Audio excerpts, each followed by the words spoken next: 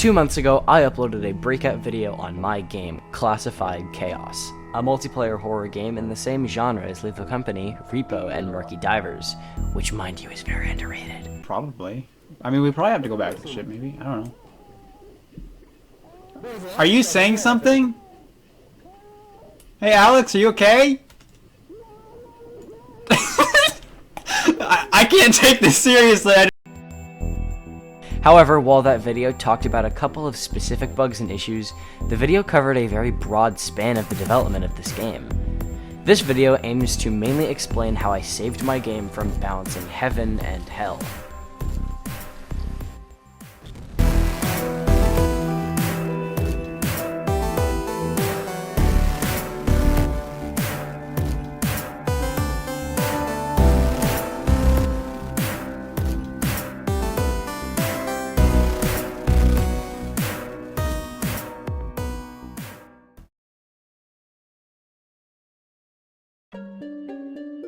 Before we start, I'd like to mention that Classified Chaos is finally out for wishlist on Steam, so you should go wishlist it. No pressure. Anywho's, I'm breaking this video up into 3 sections. Balancing Heaven and Hell, the big gameplay rework, and finally, the art of player expression. Starting with balancing heaven and hell. This is something I've pretty much made up, but I think it's a good way of summarizing balancing as a whole. Now, this might immediately give off the impression that balancing heaven good, balancing hell bad. However, this is not the case. Both of these things are inherently a bad thing. Balancing heaven is when something gives players too much. It basically gives them too much power and makes them too strong, usually paired up with how difficult the item is to get. So if the most powerful item in the game is super easy to get, that's balancing heaven. But balancing hell is when something is just impossible to get, or all of the items in the game are literally useless and do nothing to benefit you. That's balancing hell. My introduction to the concept of something being balanced to good was a couple months ago when me and 2 people were doing playtests like every day. It was so much fun, and we would play the game for about an hour every day, but it started to immediately shine some issues. The majority of the items were useless, and the ones that weren't worked way too good. In just an hour, we could get our hands on a full set of all of the super good items and pretty much be set for an entire run, which I just don't think is a good thing. The best example of a poorly balanced item in the sense of balancing heaven were the guns. Let's just use this little bar on the side to visually show off where the guns are. So starting out, the guns don't slow you down and have infinite ammo. The shotgun deals 6 times more damage than a melee weapon, and the rifle does the same amount but can be shot like 10 times a second. So let's see where we're at. Oh. That's interesting. So the introduction of an ammunition system was pretty much essential. The guns are still definitely heavy hitters. The shotgun dealing 6 damage, and the rifle dealing 1 damage per shot. However, the shotgun has been restricted to 4 bullets, and the rifle 24. So they both have an output of 24 damage in total. The introduction of slugs and magazines forced the players to locate ammunition and use the guns a lot more sparingly. It makes firing off a gun a major decision, especially if you miss. But what about maps? At the time of those big playtests, the game had like 6 or 7 maps, and the issue was that I didn't have any tools to make specific maps better or worse than others.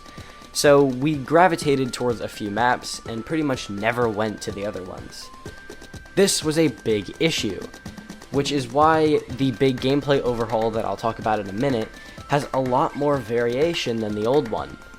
I can make certain maps pretty much obsolete past like the 3rd quota, and pretty much force players to go to more difficult maps if they don't want to lose. And as for creatures, they were not in a good state.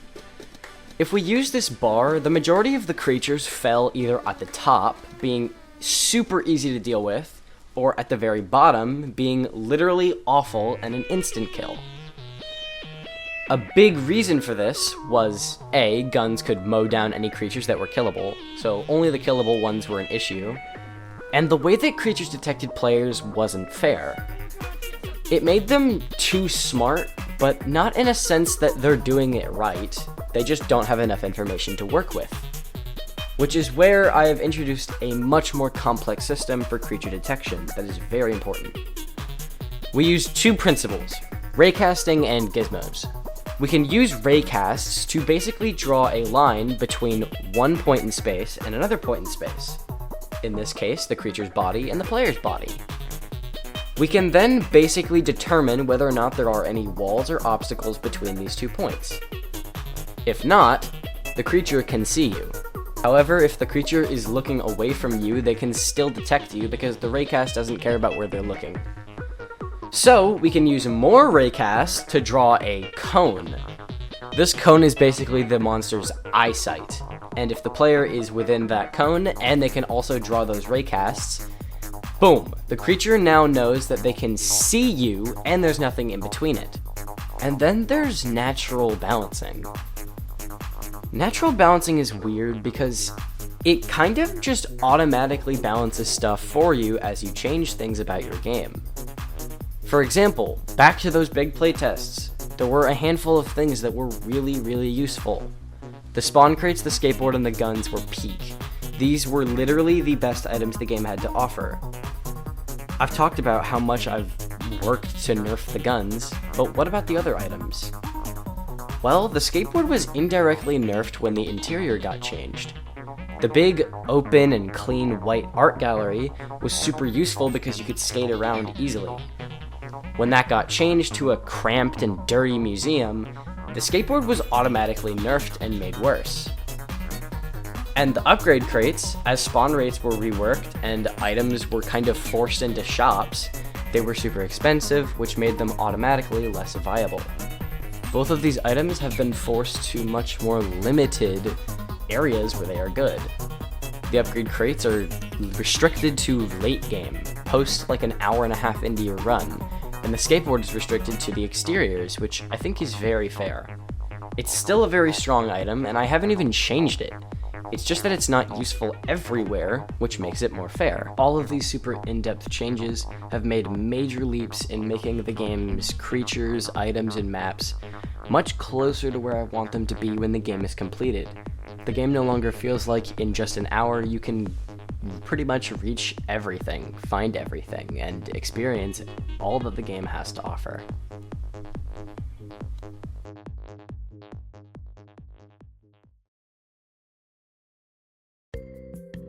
Despite how important the main gameplay is, I'm not actually going to go into this too much, because the gameplay still needs to be reworked a lot. However, it very recently got completely overhauled. The original system had players use a Discmaster to scan objects they found in buildings.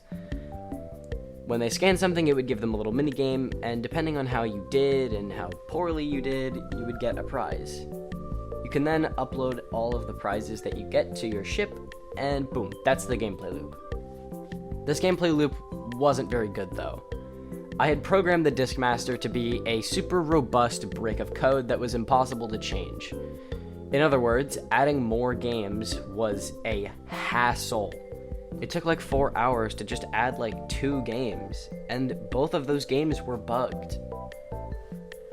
There was a specific moment when I went to rework the Discmaster a little bit and add a few more scannables to the game. But the sheer dread that I faced when I made that decision made me realize it was time to change some things. So the Discmaster has been replaced with a watch, and these scannables have been replaced with sights. Players will now use their watch to connect their entire team to a sight. When that happens, some objects will spawn around the map that the players must find and return to the site. Once all of the objects have been retrieved, the site will spit out a reward. Said reward can then be fed to this wall, which is how you complete your quotas.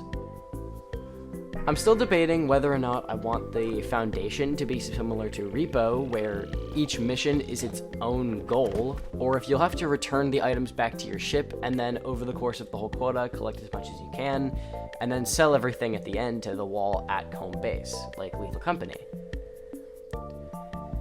While I haven't made that decision, I do think that this new gameplay is a lot more polished. I can hand program new sites to have specific rules. For example, a gasoline collection site. Instead of spawning items that you just slot into these positions, it spawns gas cans that you pour into the little opening here. Or this garbage collection site. Rather than spawning items, it expects you to find spare items around the map and feed them to the gears that will crunch them. When you're done, you press E and it spits out a garbage bag.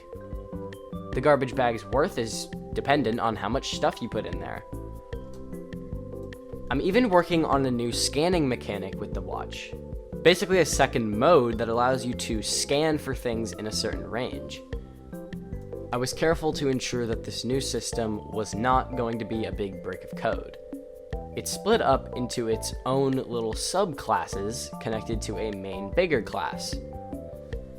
It's all programmed much better, and I'm super proud of this new system, and I hope that this will be the last time I have to completely rework the gameplay, as I think we're at like V5 now. But again, I still need to do more playtesting, I still need to fix more bugs, and we're yet to see the issues that this new gameplay has to offer. Alright, now this last section is kind of just a fun one. The art of player expression.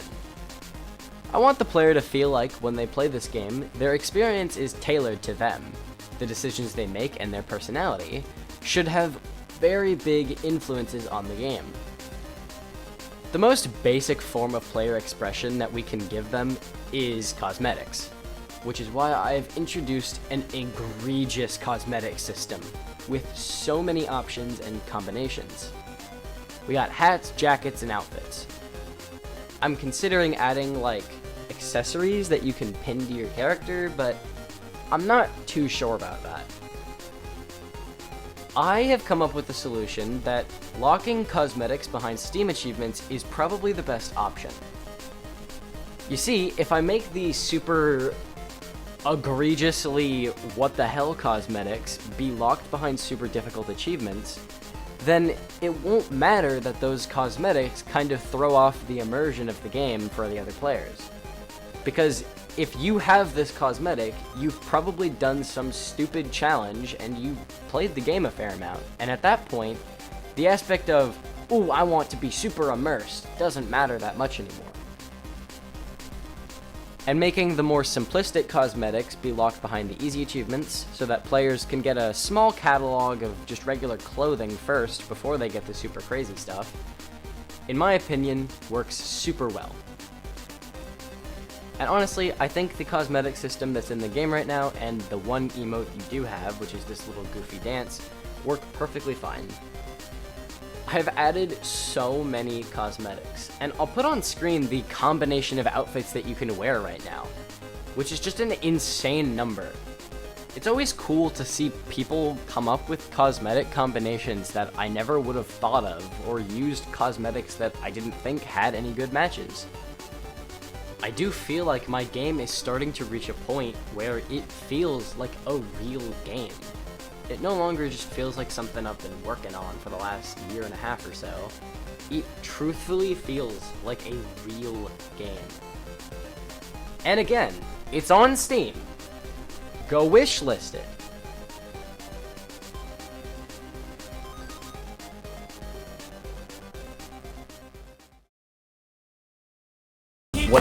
What are you doing, my friend? Are you okay? Here, I have an idea. This is an EMP grenade. Why the you need a way to win your heart? Go to the It stuck to me. What?